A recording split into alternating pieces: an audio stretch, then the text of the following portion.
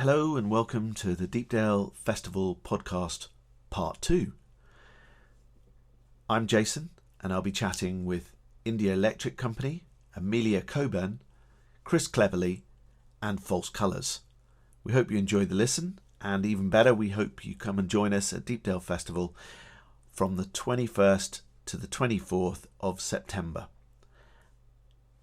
You can find loads more information about the festival on deepdalefestival.co.uk. Enjoy the listen.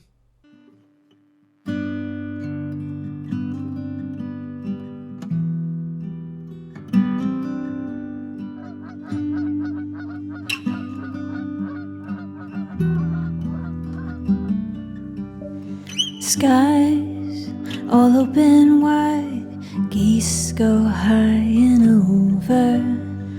Oh, now you're a beachcomber, fistful of samphire, sea, lavender,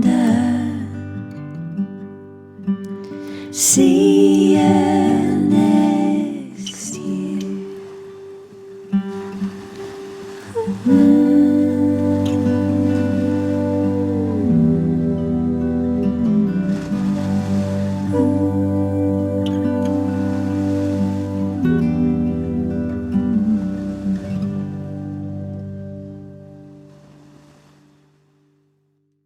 Sitting in the salubrious surroundings of my car in the centre of Norwich, in between, helping with rehearsals for my daughter's show that's going to Edinburgh Festival. Wow. And at least I have the views of the river and a lovely weeping willow. But I'm chatting to the lovely Cole from the India Electric Company. And it's just great that you've joined us, and we're even better that you're coming to play the festival. Thank you so much for coming on the podcast. Oh, my pleasure. My absolute pleasure, Jason. It's great to be here, and we can't wait for the festival. I've got to be honest. We've talked about looking at the lineup quite a lot and going through, and that's one of the great things about being on festival lineups is you get to see people who you don't know, make new discoveries, and it just looks like I saw a tweet a little while ago from Catherine Williams saying that it feels like Deepdale's the festival to be at this year, and I totally concur with that. It's a privilege for us to be a part of it, so we're looking forward to it immensely, mate. Oh, it's going to be fantastic. It's going to be, you guys will be great. And Chris always finds the most wonderful selection of artists to come along. And Mark and I throw in a few tidbits of kind of, well, maybe you should think, but he does the vast majority of the work. And he always finds great artists. And this year, I think, it's going to be awesome having you. Are you going to manage to see any more of the festival, or are you going to come for any of the days, or are you just going to come up for the day itself? Yeah, we're coming for the weekend because we've got friends up near where you are. We love that area. We've played quite a bit in and around Norfolk over the last few years. Obviously, we've done stuff with Midge up in Norwich. We've done a beautiful old barn near Diss called Wingfield Barns, and we've played in quite a lot of sort of traveled around the Norfolk coast a little bit. So we've got our friends Jacob of Drinkwater, Mishra, and I'm quite tempted to come to the old Singing Bowls meditation. That I'm not going to lie, that's right up my street. So you come and do yoga at 9 o'clock and then Singing Bowls meditation up at 10. So perfect. Yeah, well, this is it. This is it. I haven't told Russell the drummer that's night. If I say 9 and 10, he would assume that that's evening. But it might be a little tricky to get him in. But Joe and I will be there. We'll be there for the yoga, definitely. So no, we can't wait. Fantastic. Yeah, we got Emily runs the yoga and is she runs a very good session in early in the morning, understanding that people aren't necessarily 100% with it at the point of the day. So it works very well. So are you guys really busy at the moment? Are you kind of keeping yourselves really entertained? Yeah, it's been a really busy year, to be honest. We've just finished at the back of it was 32 shows in about 38 days on a sport tour in the UK. So that has been amazing doing that with Midge. And then, we're hunkering down because we're supposed to have finished this new album that we wrote kind of in that time where obviously gigs weren't happening. So it was a really amazing opportunity we felt to write for the love of writing and expand our horizons. And yeah, so we took, you know, it was basically 18 months of writing solidly. So it was a really exciting time for us. So we're putting all that together now, all the nuts and bones, and all getting all the little parts. And it's really nice. That's a really nice journey to be on. It's kind of the antithesis of touring, you know, creatively, but both things I think go really well one after the other. So we're finishing that, and then we've got a new album tour later on in the autumn. So yeah, it's just great to be out playing. I don't know how you feel, but we certainly felt this spring and summer there's been a change, a shift in momentum from punters and bands, and people are just so, there's a lot of joy, I think, for people to be back out experiencing music together. Just shared experience together, regardless of music in a way, and feeling all those things that collective experience does to you. So it's really an exciting time, I think, to be doing that and to be out. And so we're really having a great old time at the moment. That's cool. Yeah, and I think it's definitely the people who are going out. I think there's still some hesitancy out there from people, but the people who are going out and enjoying it are just so relieved that it's all back and happening, and that there's, you know, that there are these events. And so I think there's a sense of euphoria when you go to gigs that, you know, it's just like, oh, so happy to be here. It's so lovely. So well, yeah, it's good. It's definitely, and it's one of those things that you miss. You know, you don't necessarily remember all the words of the artist you're hearing, but you remember how it made you feel. You know, that's the thing that we didn't have for so long. So this is this is a really positive, I think, time to be involved in music, especially for us. So yeah, we're really happy to be out there. So in terms of the creative process when you were writing, and it's fantastic that you found so much inspiration to write, but what is it that inspires you, and is it quite a long, tortuous process coming up with a song, or is it quite quick? You know, I'm fascinated how different artists find the process. Yeah, I think it's a very individual. I think it's a very individual process for everybody. I'm just reading Rick Rubin's amazing book called The Creative Art, and he explores this quite in amazing detail. But it's very much song based. So some songs can take a long time to come together and kind of find that thing that you were searching for from the start. Other things seem to just roll really quickly. Obviously, we try to reference and listen to as many different artists as possible, and take on board what they're trying to achieve and how they go about that, certainly from a production point of view. And having the time and space to learn other people's songs, I think, has really helped us. But I think it's a really positive thing. I know people talk about the struggle that they have creatively, or almost like they're at war with this concept of the struggle, the creative struggle. I don't really subscribe to that, because I think it's the opposite for me. It's a joyous process, and should be a joyous process. It's a privilege to be doing this. And you know, yes, there are frustrations certainly with any job, but we're not saving lives here. We're creating something, and I think that process, especially when there's more, you know, when it's a collective thing. So if there's two of us or three of us in this instance, then you know, that's the really interesting part, balancing everyone's ideas. Joe and I have been working together. You know, we grew up together and have known each other since we were kids. So we've been working creatively for so long. We're very different of how we approach it, but I think we try to find a balance within that. And so that's a really exciting journey to go on. You know, one of us will say, oh, listen, I heard this, or what about this? And the other one will bring another new creative idea to it, and finding that balance that we feel works for us, and then hopefully works for the people listening is a process that takes a long time. I think we're very slow. I'm not going to lie. A lot, you know, I keep saying, oh, we've got a new album out, and that was about 4 years ago, and we still haven't finished it. So, but there doesn't need to be pressure. I don't feel that there needs to be pressure to get something done just for the sake of getting it done. You know, ultimately, we want it to be as accessible as possible, and so.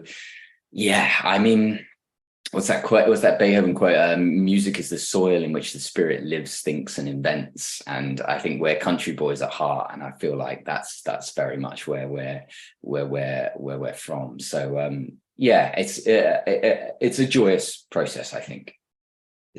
Fantastic. Well, we are so looking forward to having you at Deepdale. It's going to be wonderful. I'm really glad you're going to manage to make some of the delighted to be there. Some of the festival, and and we, I will let Emily know that there will be some of our headliners will be doing her yoga. Put We the will be pressure there. on there. I will be great. practicing my downward dog in advance. Do not worry. Fantastic. Yeah. That's brilliant. Well, it's so nice to talk to you. Thank you so too, much. mate. And if I play one of your tracks on the podcast, which one would you like it to be? Well, I think it feels right to play Statues, which is a song we'll probably be opening with at Deepdale. And it's from our latest album, and it very much musically, I think, talks about the things that I've mentioned about the comparisons of standing still and writing, and then touring and constantly being in this movement. So it's based on this idea of something, a pentatonic pattern, staying the same whilst everything around it, the chords and the melody, changes. And so that's it's an important song to us, and also huge fun playing it live with Russell on drums. So that would be amazing if you could play that, and we look forward to seeing you all there. Brilliant. That's great. Well, we'll see you at the end of August. Fantastic. End of September, not the end of August. Yeah. So I was all far too close. So it's the end of August. I know. I was worried that I wasn't going to have my yoga moves by then if it was the end of August. Fantastic. We'll see you soon, and thank you so much. Look forward to it. Take care. Cheers.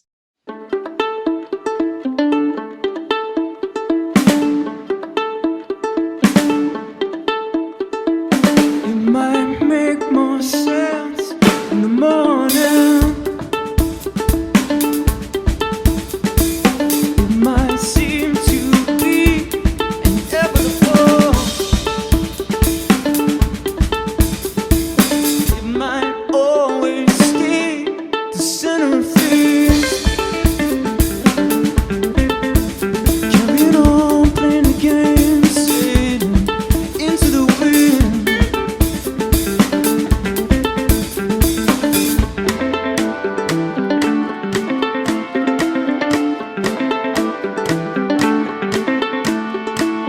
It's not that it means anything. It's not that it's right on the other side. Looks like chasing, feels like on the verge of something. Seems like a statue. Don't have to be there to be there.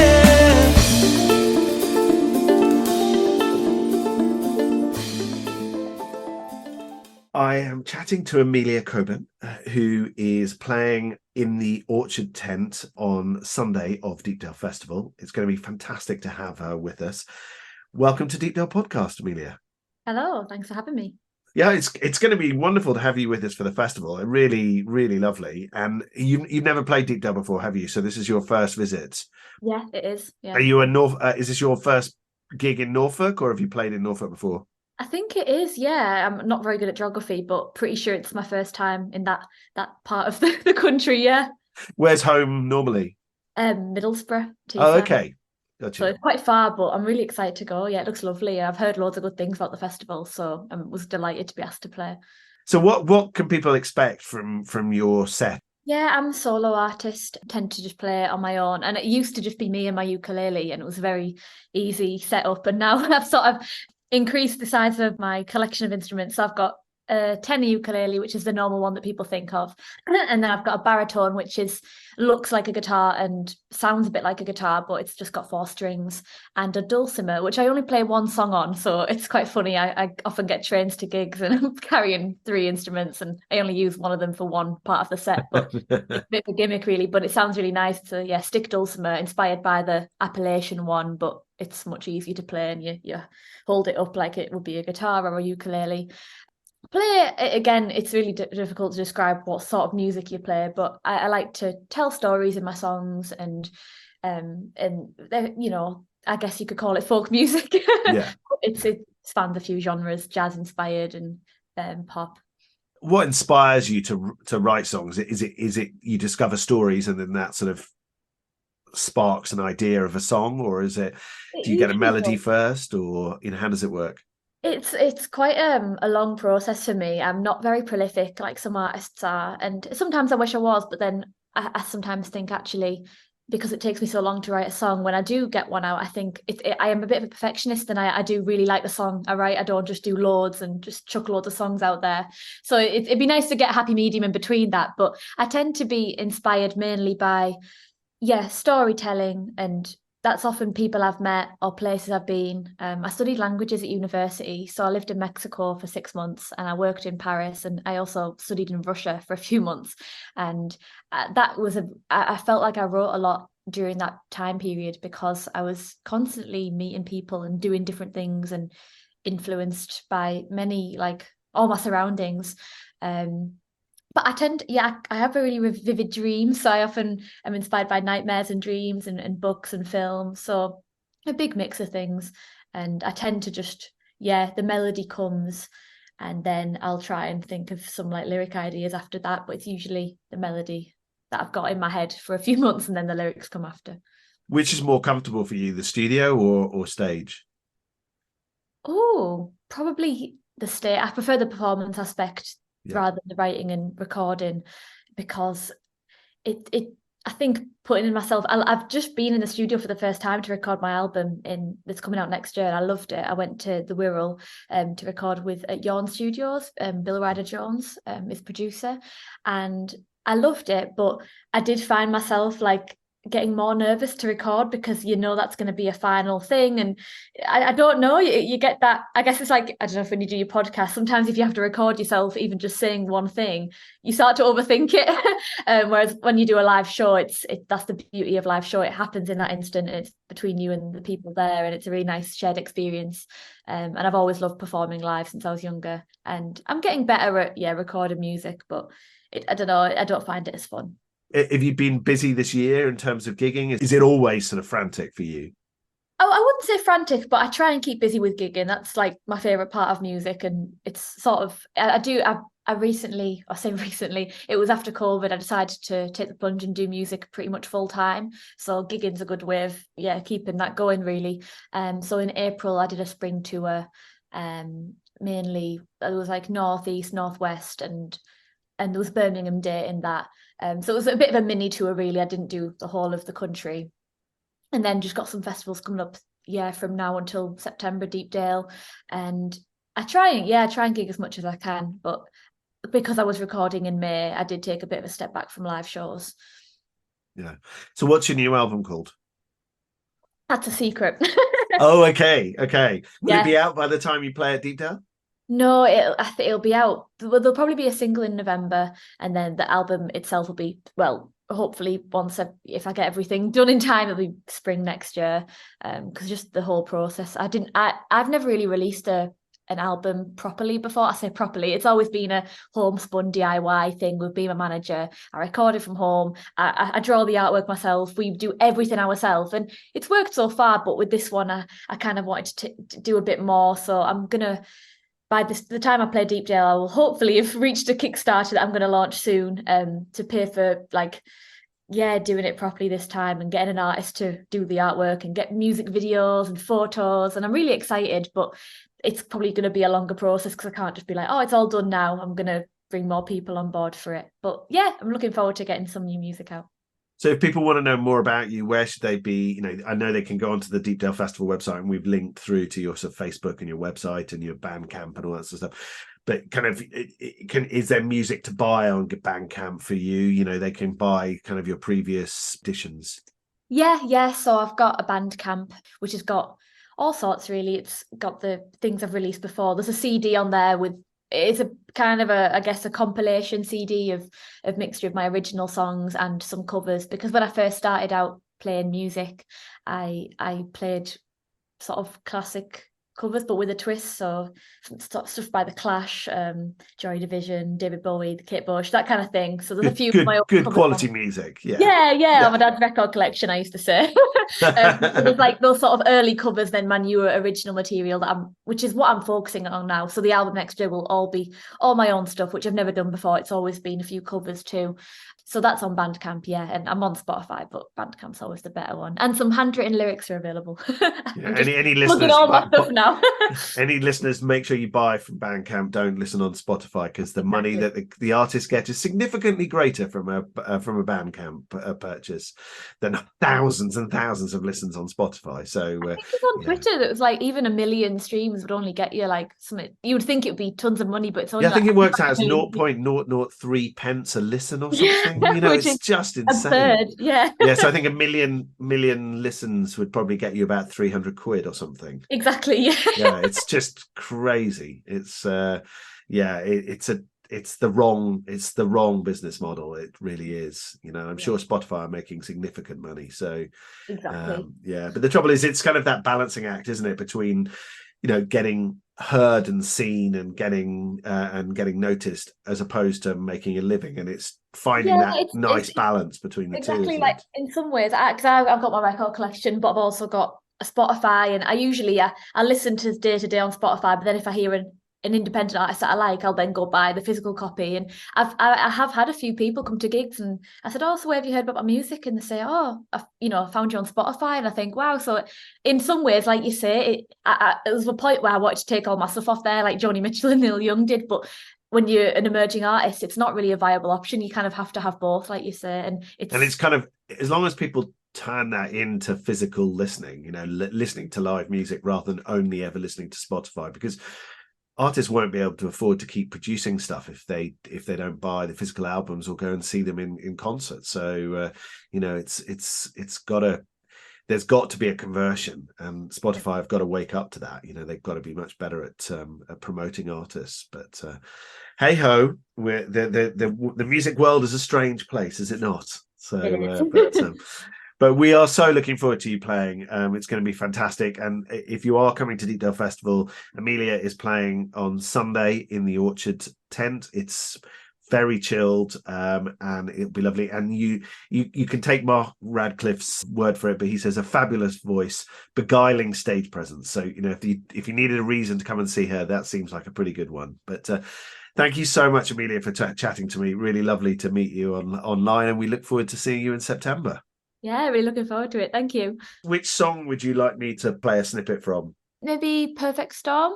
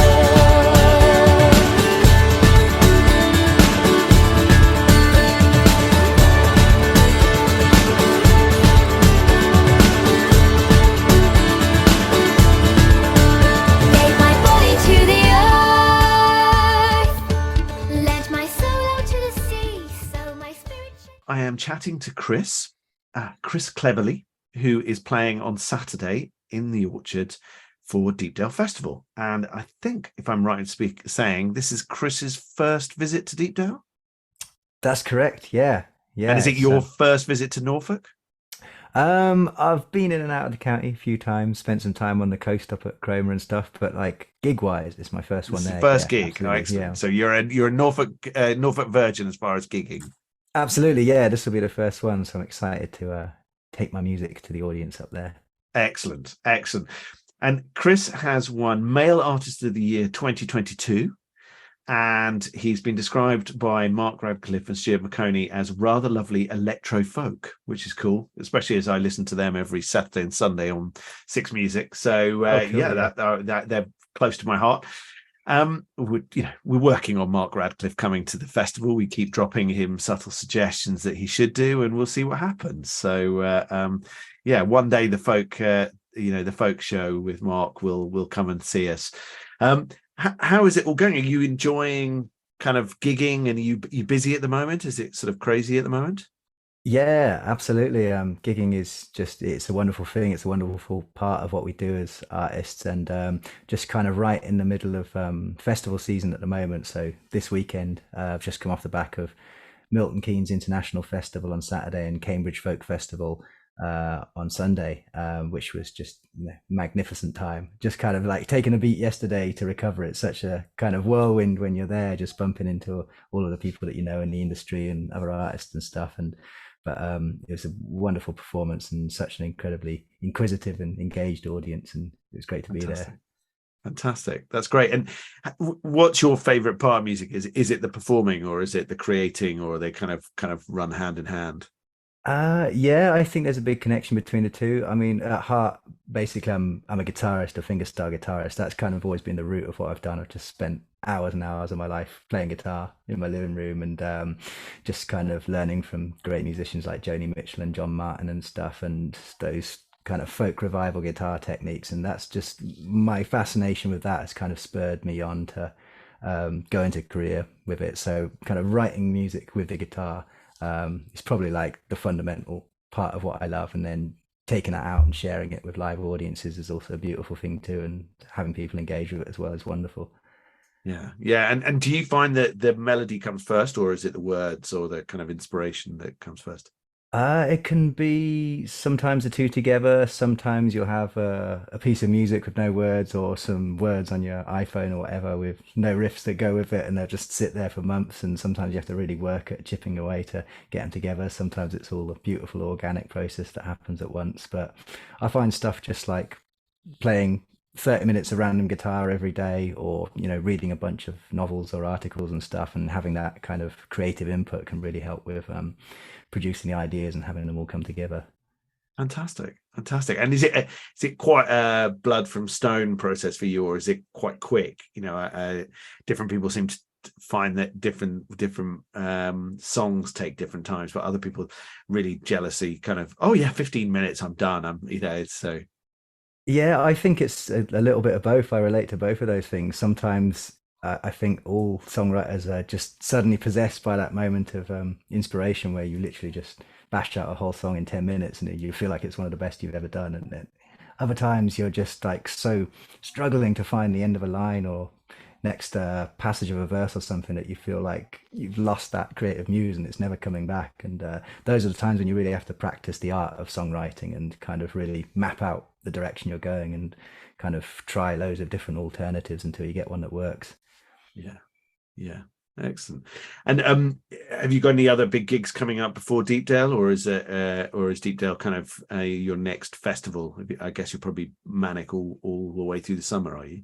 Well, actually, it's just coming up to a little bit of a quieter period gig-wise because I'm working on some quite exciting new video project. We're putting together some kind of more acoustic interpretations of songs from my last album that came out last November because it was quite a big production, lots of kind of synths and electric guitars and things. And we've reimagined those songs a lot this year. And so we're just kind of trying to capture them in a studio environment and have some really nice new recordings and new videos to kind of hopefully be ready for the Deepdale audience so they can kind of get a really good idea of what my solo acoustic set's going to be like there. So actually a combination of that and very excited to have a couple of weeks holiday in Crete at the start of September. So Nice. it's going to be a little bit of a hiatus on gigs until Deepdale, which will be my next one actually. So I'm really looking forward to getting back into it.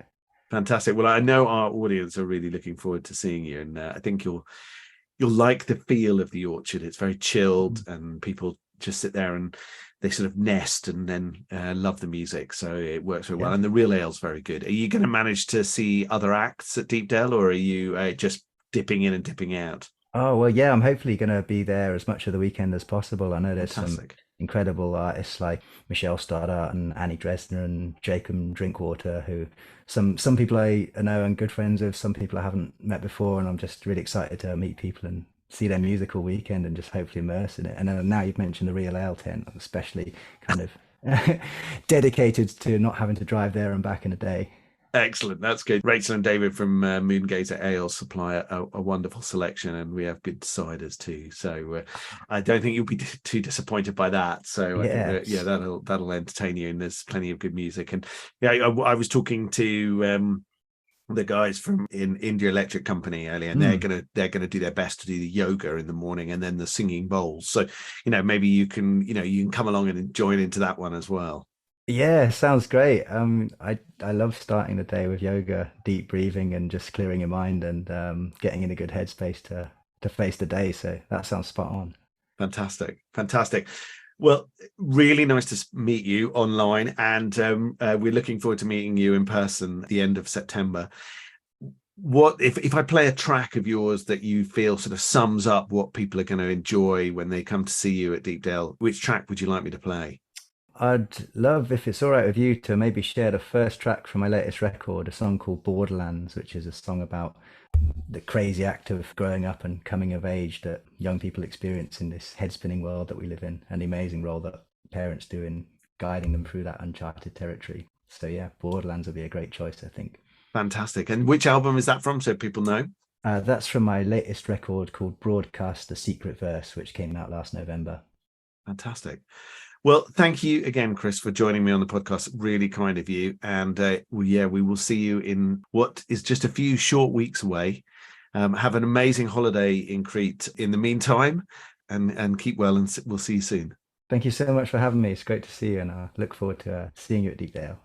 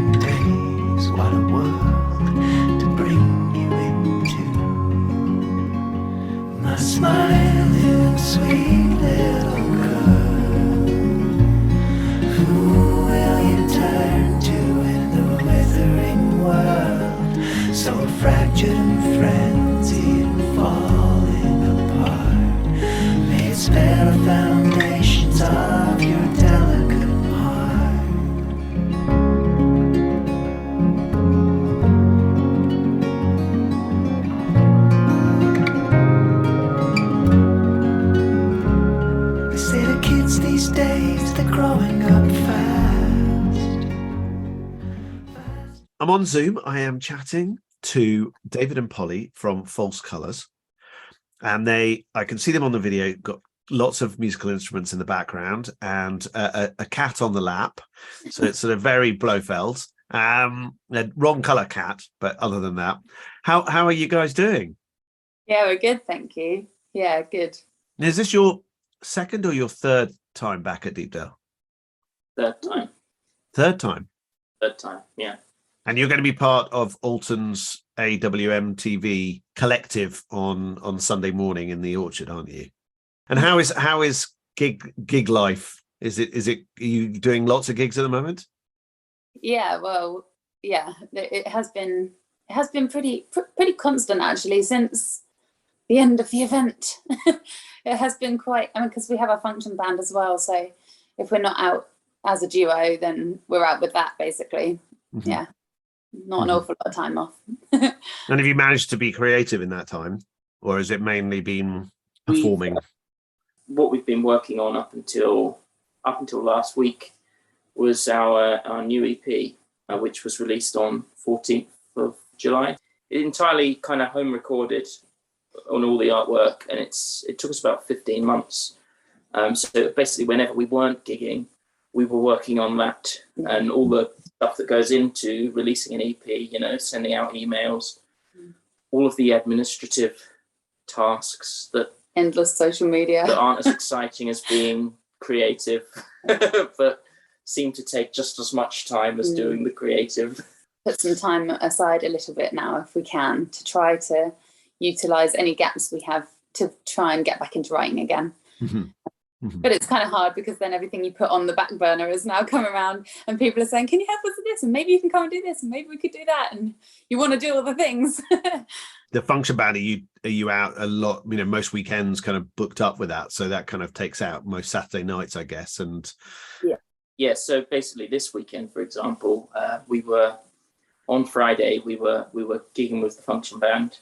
And then last night we were out doing False Colours at the A Light Left On Folk Club. So that's a fairly typical weekend, a gig with each band. Yeah, that's what we do. A lot of moving kit. Yeah. A lot of moving kit because it's different kit for each band. Yeah. Can't even leave the car loaded. It's so annoying. Nobody sees that bit, do they? They just see that bit where you do all your little happy singing and having a nice time. They don't see the load the car, load into the venue, unload from the venue, load back to the car, load back to the house. Or all the stairs that there are at some venues. Like last night, we were on like the 4th floor of this building. It was not funny. Oh, it was not funny. No, it was a lot of trips up and down those stairs.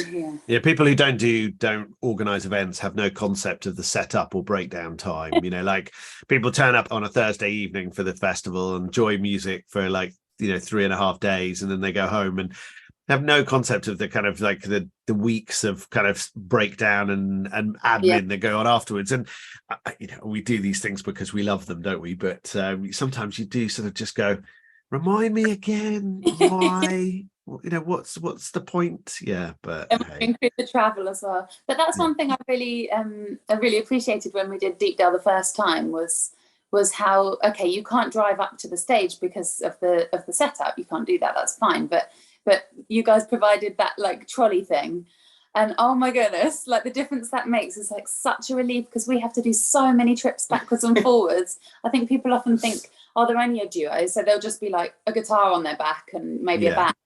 And it's not like that, like I'm playing this massive heavy electric upright bass. We've got amps, do you know what I mean? Like there's so much stuff going on. So yeah, things like that make all the difference. If you can't load up to the stage, a trolley is at least a really good alternative. So yeah, we can't we haven't quite got to the point of golf carts taking sort of divas to their respective stage, but right. We can provide our wonky trolley. It's it's the right level for us, we feel. So yeah, absolutely. Yes, yeah, I really appreciated that. I was like so relieved when you guys said about that. I was like, oh my goodness, this is And when you are writing, do you find it's a quick process, or do you find that it's quite you're constantly tinkering and it's a long drawn out process? It depends. Right. It's so songs, isn't it? Like The Road was written over absolutely, well, maybe even years. Like you had scraps on your computer, didn't you? And they all came together in bits and took ages.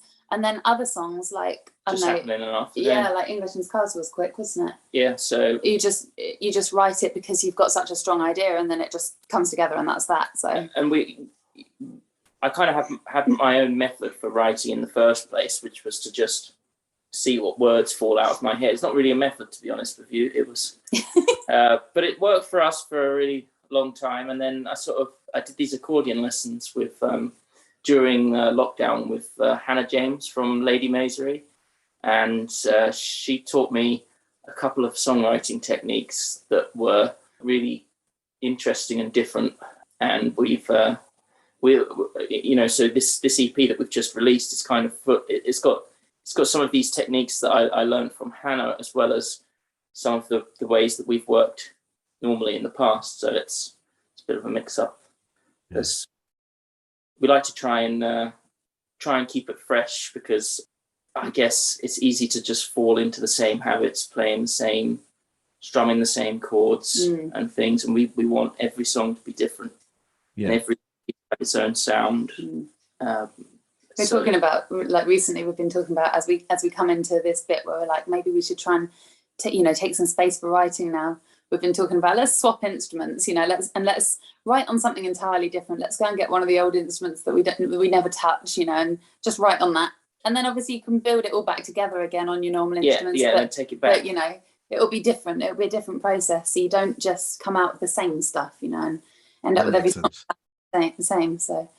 And is it the tune or the words that tend to drive the songs?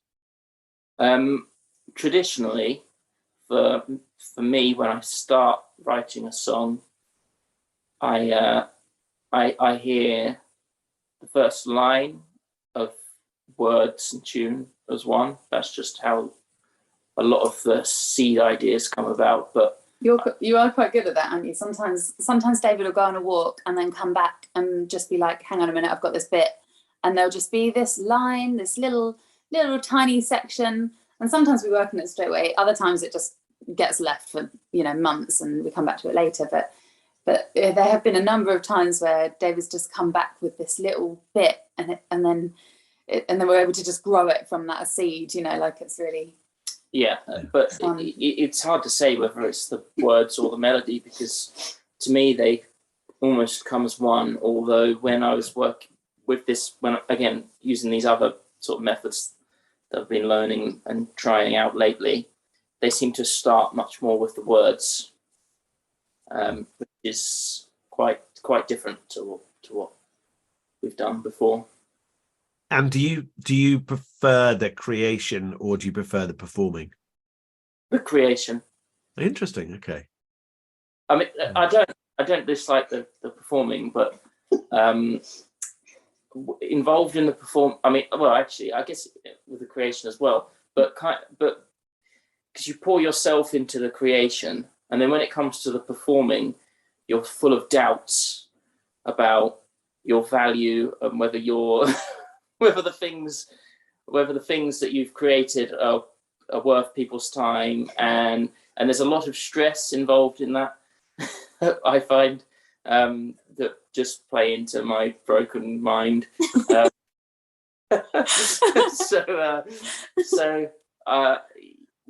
then again, I do enjoy it. I enjoy performing as well. But I can do writing here on the sofa, so. Swings and roundabouts. Yeah, no lugging heavy PAs upstairs to kind of be creative. Yeah, so it's yeah. Yeah. Excellent. Well, thank you so much for having a chat with me. If I was to play one of your songs, which one are you going to choose?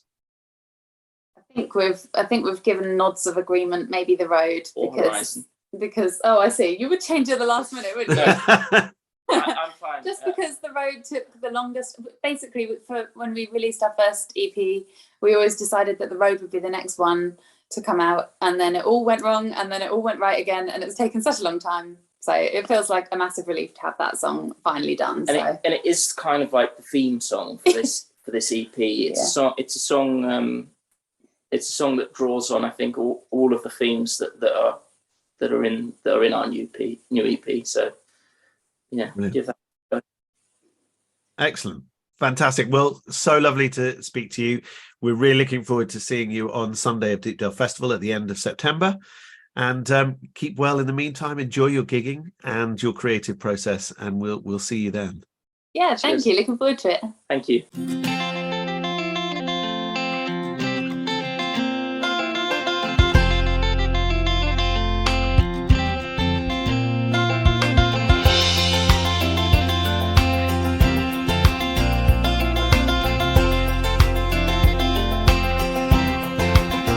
This road's laid out for us, so don't stray too far, 'cause we've no compass or guide. We can only navigate by the stars, but where you lead I will follow. We'll go where the wind blows, like faithful friends we have known that have taken other roads. At some point we may lose our way home, and if that time does come, I pray I'm not alone, 'cause I can picture you in my mind, but like a silent movie, the sound's now lost to time, and as the tape pages I find, the picture is degrading, the history all consigned. I fear that I must tread this path alone. Thanks for listening to the Deepdale Festival podcast part 2. Part 1 is available on our archives on our website, deepdalecamping.co.uk, or on any decent podcast app or directory. There'll be other parts to this Deepdale Festival podcast, which we'll publish in the run-up to Deepdale Festival, and the festival itself takes place on Thursday the 21st to Sunday the 24th of September at Deepdale Camping and Rooms on the beautiful North Norfolk coast. For ticket information and any other information about the programme or artist playing, head to deepdalefestival.co.uk. We really hope you can join us for both more of these podcasts and for the festival itself. Day tickets are available. Thanks again for listening. See you soon.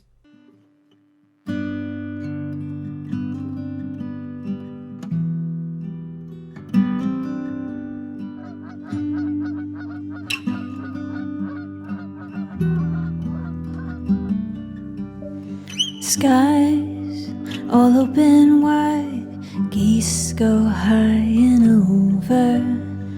Oh, now you're a beachcomber, a fistful of sandfire, sea, lavender, see you next year.